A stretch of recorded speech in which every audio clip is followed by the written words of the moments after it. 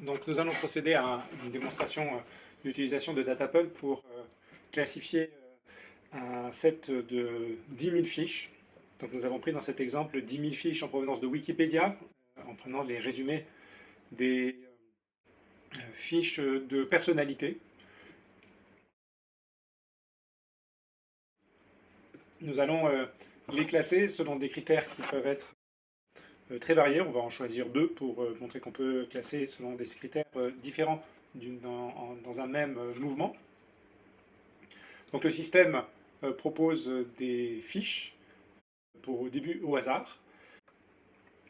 Et il s'agit de les classer au fur et à mesure de leur apparition en créant les nouvelles catégories. Ici, par exemple, on va les classer entre hommes et femmes. Donc on crée la catégorie homme, ici. Et puis on va, par exemple, classer en fonction de la profession. Ici, un modeleur, on va dire, artistique.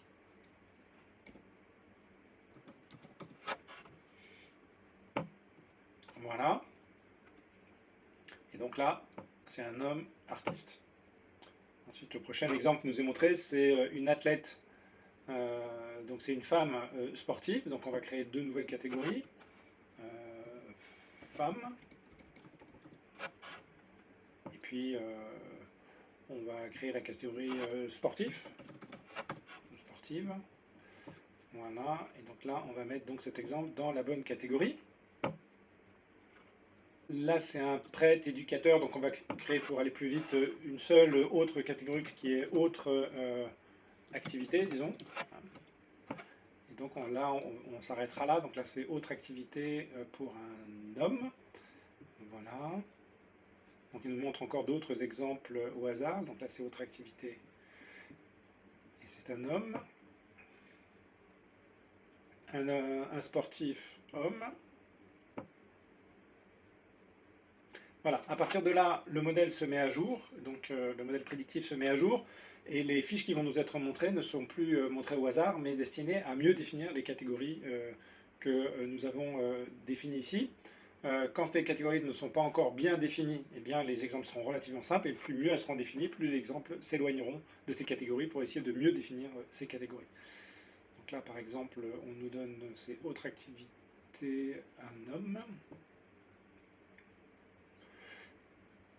Pareil, autre activité, un homme.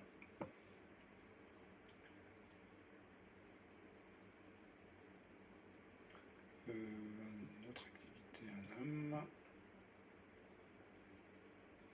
Autre activité, un homme.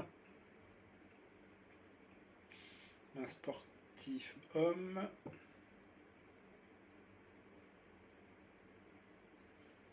Un sportif homme. Voilà, donc on continue pendant quelques fiches. On peut aller regarder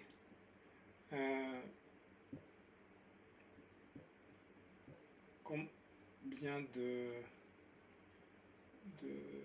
classifications on a faites là, donc dans toutes ces catégories là, 38 pour autre activité, 34 pour sportif, 27 pour femmes, 27 pour artistique, etc. Et on peut commencer à regarder les métriques, c'est-à-dire les résultats de la classification. Alors par exemple pour les hommes ça augmente lentement, mais on est encore à une précision de 42%. Si on regarde par exemple pour les sportifs, on est à 70% et ça augmente également. Pour autre activité par exemple, mais on est seulement à 65%, donc il faut poursuivre le codage de ces fiches. Encore une fois, là on en a codé moins de 200, ce qui est pas tant que ça. Il faudrait peut-être encoder 200, quelques centaines d'autres, et ça fait à peu près un quart d'heure qu'on y est. Et une fois que tout ça c'est fait, une fois que les métriques sont satisfaisantes et s'approchent de 100% d'exactitude, on peut mettre en place l'exportation de l'ensemble de l'échantillon. Et donc nos textes libres sont accompagnés de 1, 2, 3, 4, 5 colonnes variables supplémentaires qui nous donneront à la fois la décision du modèle et la probabilité associée à chacune de ces nouvelles variables créées et donc extraites du texte libre grâce à l'algorithme de Datapult.